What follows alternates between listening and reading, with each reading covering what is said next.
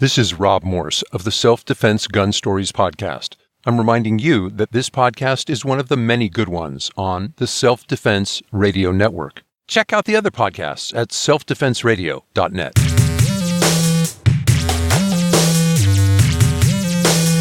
Welcome to Unload and Show Clear, the podcast about all things IDPA. And now, here's your host, the slayer of non-threats, Lloyd Bailey.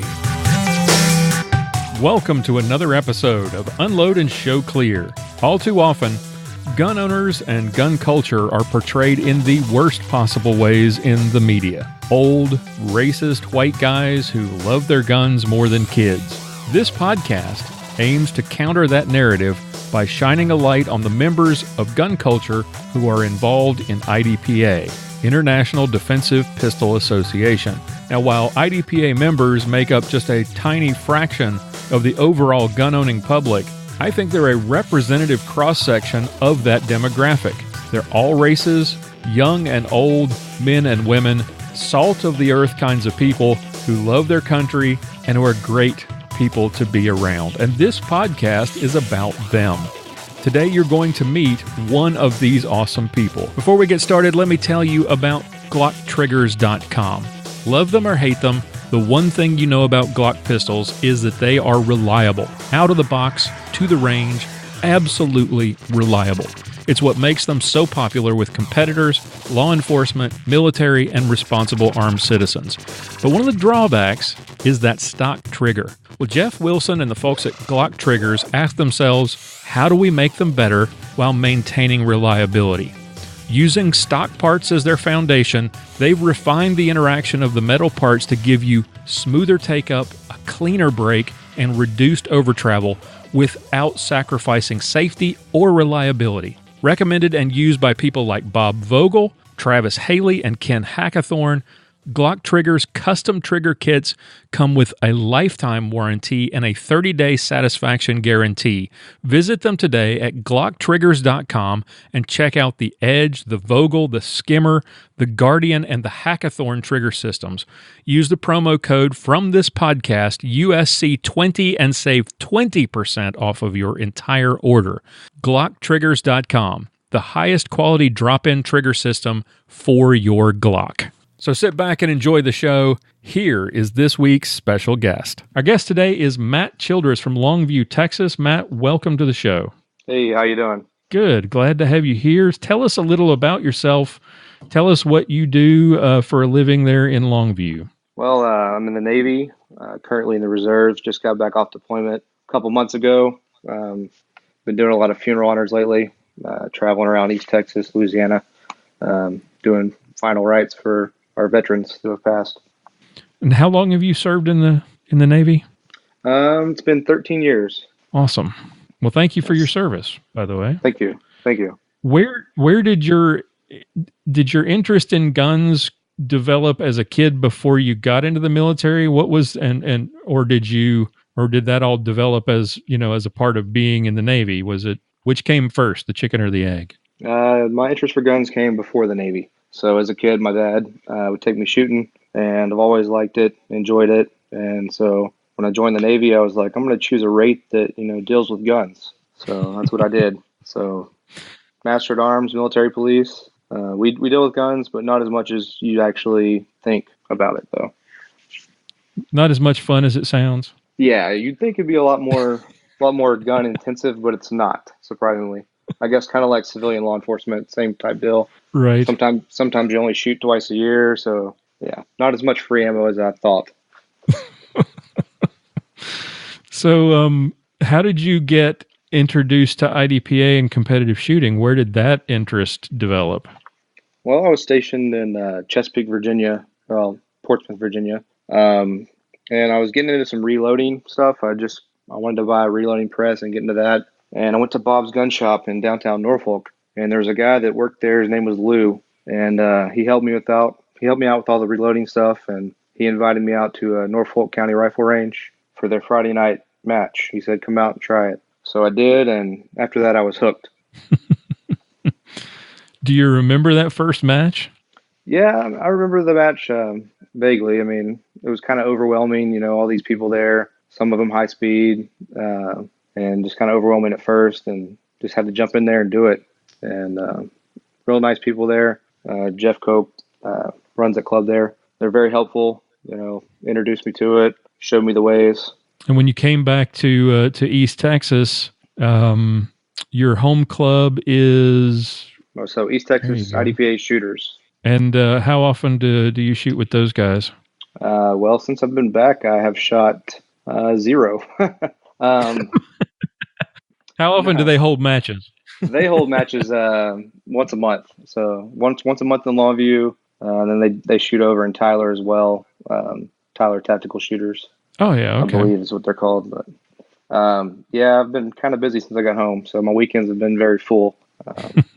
So I shot the Rose City match, and then I put on a charity match for my nephew weekend before last, and that was the only 2 matches I've shot. What was so after being gone for, like you said, we talked about this before we started recording, it had been almost 2 years since you shot a sanctioned match. What was that like getting back in the saddle again after all that time? Well, the saying is, you don't use it, you lose it. And I lost quite a bit. It was a struggle. At first, it came back to me. Didn't perform as well as I had hoped, but I did okay. And what gun do you compete with most often? I started out mostly SSP, switched over to CCP for the World Championship, shot that for a little while, and then I've switched back to SSP. And I shot nationals with CDP one time. But mostly I enjoy SSP and CCP. Now, there's a story about your, it's become legend in Texas, your ascension from expert to distinguished master in a single match. How in the world did that happen? Well, some would say sandbagging. That's not exact. That's not exactly how that happened. But so I was shooting a classifier for Bug and CCP, and so I was like, I'll shoot my Glock 26. It's my carry gun. Not really good sights for competition. So I shot the classifier. Ended up classifying Master and Bug and Expert and CCP, and I was like, okay, I'll just ride that out. And so I did. And it worked out for the best, I guess. I probably would have rather been a Master competing, but What was the match that you competed in where you got the bump to Distinguished Master? So that was the 2015 World Championship. I had no idea. I was not expecting that win at all. I was hoping for at least to bring home something, an award from Expert, maybe first, second, third. And when the results came out, I was like, this can't be right. So I was pretty excited about it for sure. But I think most everybody was shocked that an Expert got the division win. As some people remember, they forgot to call my name at the award ceremony, and then then they wrote about somebody else winning it in the magazine. So that was kind of awkward. So you were one of those guys. That's happened a time or two. Yeah. So what do you remember about the match? This was the World Championship, and where was it held? This was up in Tulsa at the U.S. Training Center. So what was that match like? I mean, I've been to a nationals. How does a world shoot compare to, say, national championship?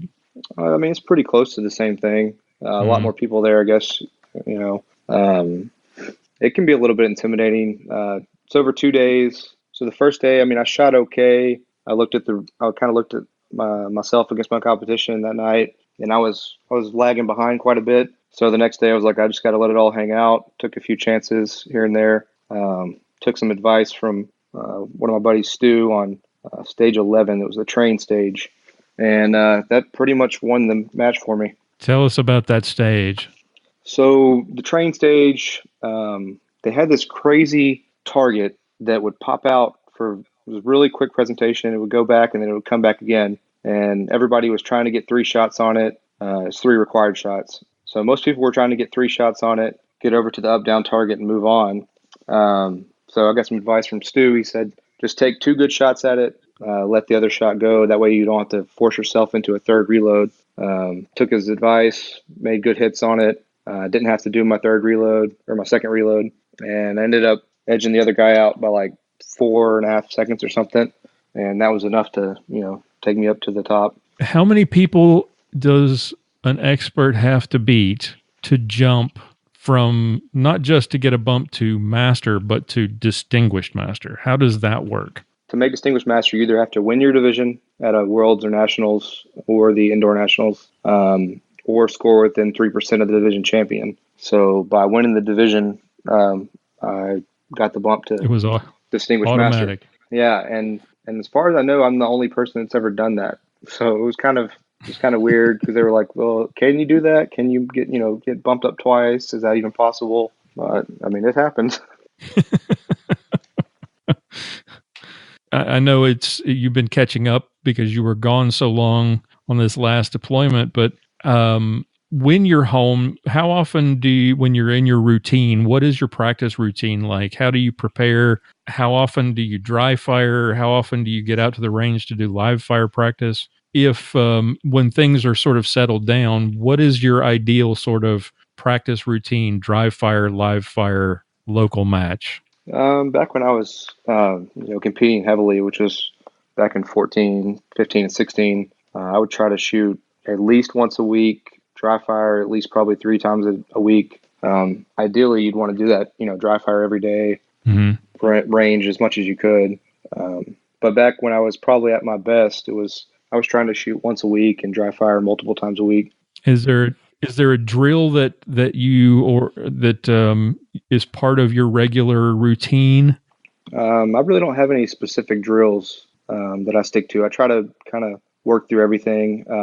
If I'm preparing for a match, as soon as the stages come out, which sometimes is not very long before the match actually happens, I'll practice those things in dry fire. Of course, I always practice, reload with retention, work on the slide lock reloads, transitioning from target to target. It's probably one of the most important parts of, shaving time off. I work all those things, but no specific. Back when you were shooting heavily, is there a match or a stage that stands out that was particularly memorable, that was fun or bizarre, or just where you said, wow, that was really cool? What comes to mind if I say, what was the most interesting stage that you remember from those 3 years? Well, pretty much, man, any of those, I like up close, real fast shooting, but then I also like movers. I like the movers that, give you the opportunity to shoot other targets and come back to them, something to, shave time off. At my,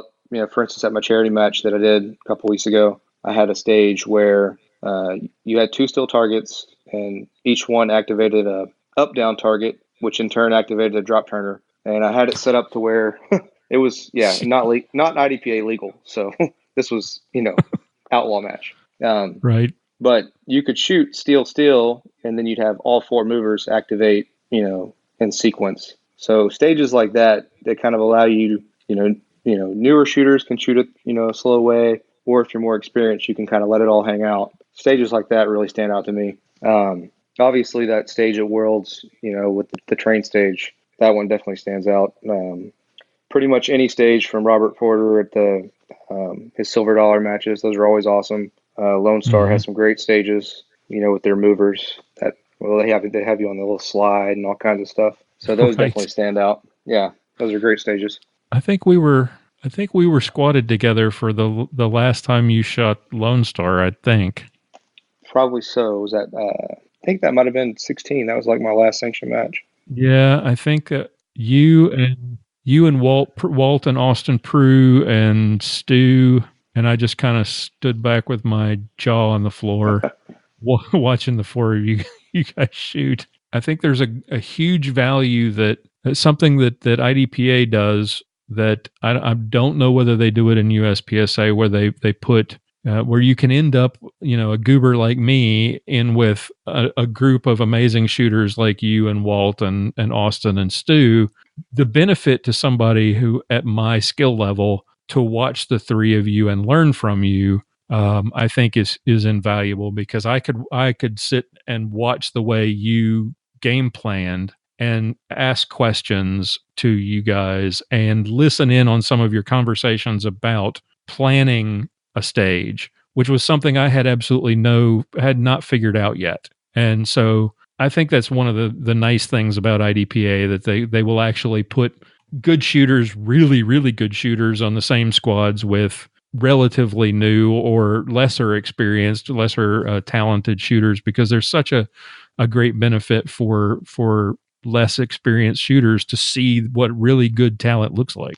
Yeah, that was always something good. Whenever I first started shooting in East Texas, a lot of those guys are all very willing to help. And when I first started, I had no idea what I was doing. I was just there for fun, the trigger time. My first sanctioned match, I didn't even know you could win trophies. They were just like, yeah, you can show up and it's like 150 rounds scored. And I'm like, oh, that's awesome. And I had no idea. I shot the match and went home, and I was like, I had no idea there was even trophies involved until years later.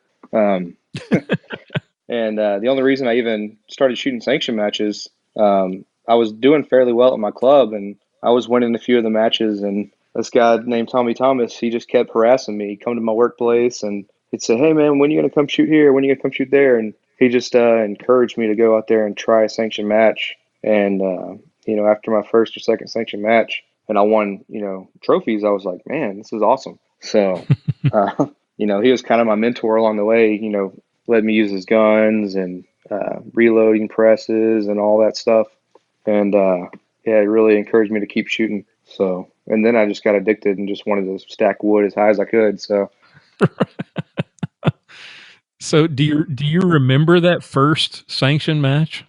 Yeah, my first sanction match was it was the bug match at Cross Timbers. I think it was their first match, or their first bug match. And I went there, and I remember it was raining, and I shot okay, and I ended up winning, first place, like bug expert or something like that. And I was like, man, this is awesome. Yeah, then after that, I shot Mountain Valley. I think I got like third or fourth place there, and then I moved on. After that, it was all uphill from there. That's when I started getting division wins and bumps to master and all that stuff. Some people are superstitious about, prepping for a match or for a stage. They have certain routines that they go through, or certain things that they do, or they make sure that they have in their range bag. Or is there anything like that you have in your experience or repertoire, something interesting that you do in prepping for a match that's sort of ritual for you? I clean my magazines, wipe them down, make sure you chamber check all your ammo, clean your gun, make sure you go, I try to shoot it after I clean it, make sure it all, still runs. You didn't put something back together wrong. Funny story about that. I detailed, disassembled a Glock 19 one time, and shown my brother-in-law how, smart I was. I could detail disassemble it. And the next time I took it to the range, it went full auto on me. And, yeah. So I put the plunger spring in sideways or something didn't line up there. So it started slam firing. So it's always a good idea to kind of take your gun to the range and test it out after you detail disassemble. Yeah, you definitely wouldn't want to have that going on at a match. No, definitely not. So what is it about, aside from stacking up the trophies, what is it about IDPA that makes it fun and exciting, keeps you coming back for more? Because a lot of guys who get to your level of talent, they move on to USPSA looking for sort of the pure shooting challenges, and they're not as interested in the constraints and the rules that IDPA places on us. What is it about IDPA as a sport that makes it that you're still passionate about? I like the defensive-minded aspect to IDPA. Every now and then I'll take it back to my roots, and I'll shoot a Glock 19 out of, inside the waistband holster, underneath a t-shirt. Obviously not at a sanctioned match, when something's on the line, but at a local match, it's always fun. But yeah, the people are great. IDPA is real big where I'm at locally. We don't even have any USPSA here or 3 guns. So IDPA is kind of the king here in this area, at least. What's next for you? What have you got? Any any plans for the rest of the year, or are you thinking of ramping things back up next season, or what's on the horizon for you? Yeah, I mean, I want to get back into it. Being gone for 9 months was kind of a drag. There's not really a lot of shooting you can do while you're on deployment, so Right. very limited, at least where I was at anyways. Well, Matt, thank you so much. Thank you for your service, and thank you for taking a little time and coming on the show and sharing with us. I really appreciate it. Yes, sir. Thank you. All right, that's all we've got for you today. Thank you so much to our special guest for coming on the show. If you know somebody in the IDPA community who deserves some recognition, I'd love to talk to them. Send me an email at Lloyd, Lloyd, at unloadpodcast.com. Check out the show notes for today's episode and listen to past episodes at unloadpodcast.com. And if you like what you hear on the show and you'd like to support us, help keep the lights on, pay the bills, we would love your support. Visit patreon.com/unload and make a small monthly contribution to help continue what we're doing here. Tune in again next week for another edition of Unload and Show Clear.